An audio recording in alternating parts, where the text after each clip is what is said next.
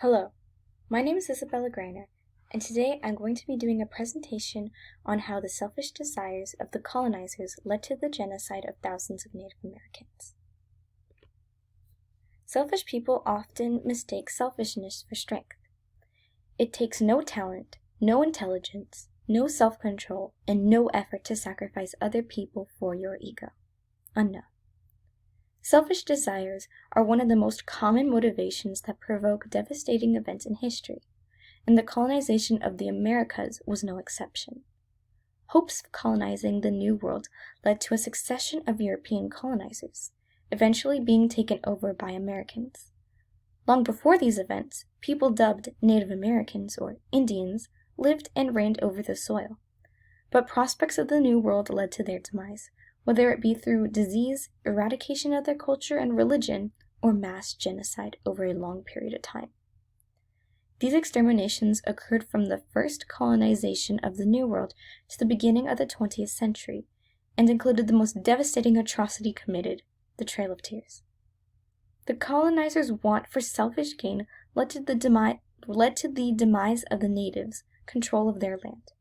While history keeps its gaze on those who committed these atrocities, it turns a blind eye to those who endured them. Causes. The causes for this genocide were the works of three main figures, including but not limited to Christopher Columbus, Thomas Jefferson, and Andrew Jackson. First came Christopher Columbus and his desire for spices, but he only found himself spiceless in a country he did not intend to be in. He decided to work with what he was given, and began to think of ways to exploit the natives, who had been very kind to him and his settlers, for means of gain and profit. So he enslaved them and sent them off to Spain.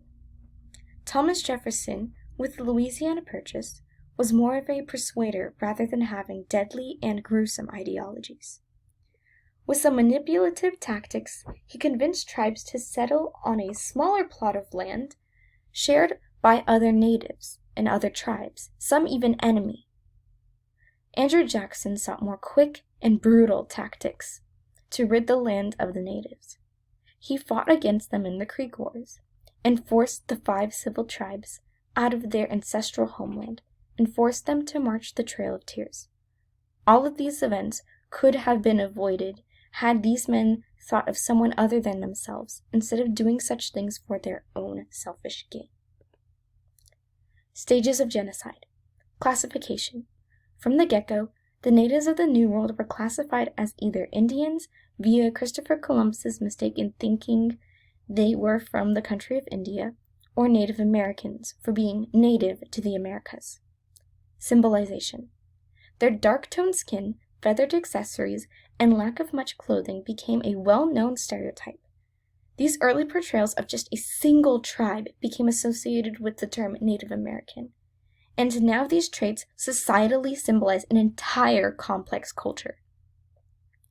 Dehumanization.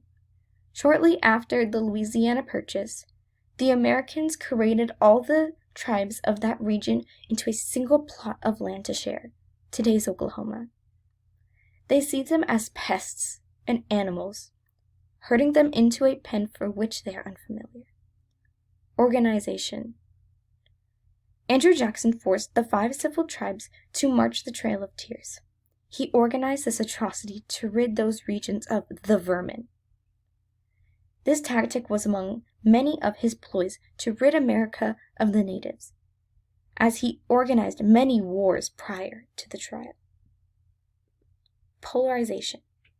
Polarization was Andrew Jackson's, method of acquiring land for America by driving the tribes into war where their underdeveloped weapons were beaten gruesomely by the Americans' more advanced technology. Preparation. Preparation came in the form of preparing the removal of the tribes, preparing to herd them into a small area of land like sheep, like animals, to force them down what would be known as the Trail of Tears. Extermination.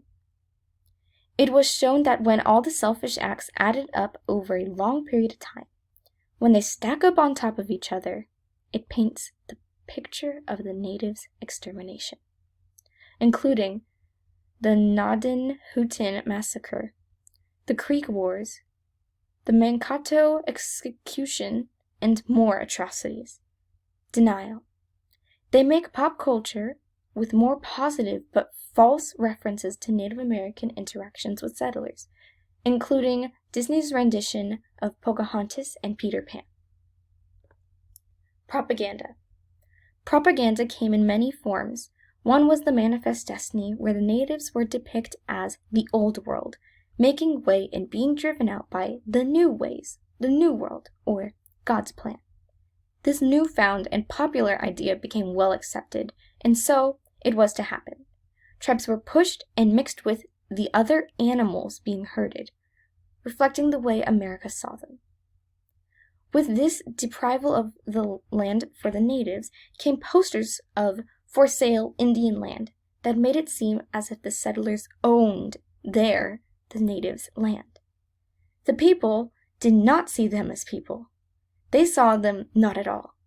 All they could see was an opportunity to gain, to exploit their selfish dreams.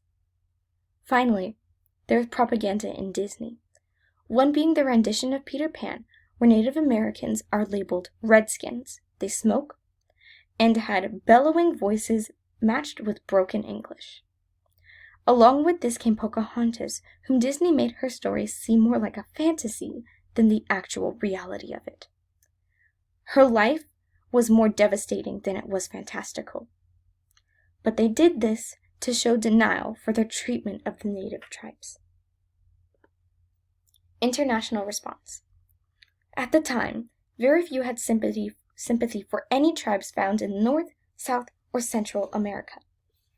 It wasn't until the 20th century that the crisis of the Native American discrimination and almost complete eradication came into light.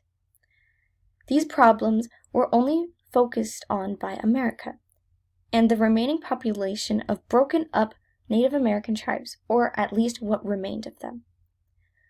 With civil movements of many of the oppressed becoming popular, new rules and regulations were implemented to preserve the survival and equality of all ethnicities and cultures, including the Native Americans. Currently, there are 6.7 million Native Americans living in the United States, and only 22% live on reservations, an area of land ruled and partly governed by Indians rather than following the U.S. Constitution. Traditional justice today. Education and institutional reform. People retaining a minimum of 1/4 Native American inheritance are excused from paying tuition at a 2 to 4 year in-state and public institution. Judicial response.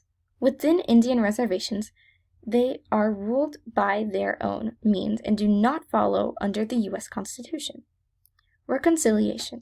Discrimination is inevitable, but tensions between natives and U.S. citizens have died down substantially.